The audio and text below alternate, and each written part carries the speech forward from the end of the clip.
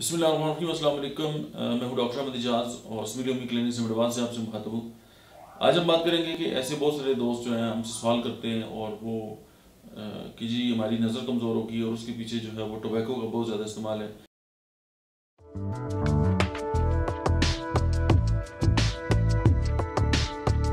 या कुछ लोग ऐसे जो अल्कोहल बहुत ज़्यादा इस्तेमाल करते हैं और फिर एक वक्त आते हैं उनकी नज़र जो है वो कमज़ोर हो जाती है। तो उसके लिए जी कोई इस तरह की दवा जो है होनी चाहिए जो हम इसको इस्तेमाल करें। तो उसमें होम्योपैथी की दवा दिए आते हैं। नक्स-ओ-मीका सारी दुनिया जानती है कि नक्स-ओ-मीका जो है वो तंबाकू नोशी के जो बुरे असरात हैं उनको ख़त्म करने के लिए बहुत ज़बरदस्त जो है वो दवा है। सेकंड जो है वो एसिड फास है और ये सारी कमज़ोरी और उसके साथ रिलेटेड जो नर्व्स हैं उनके लिए एक टॉनिक के तौर पे काम करती है।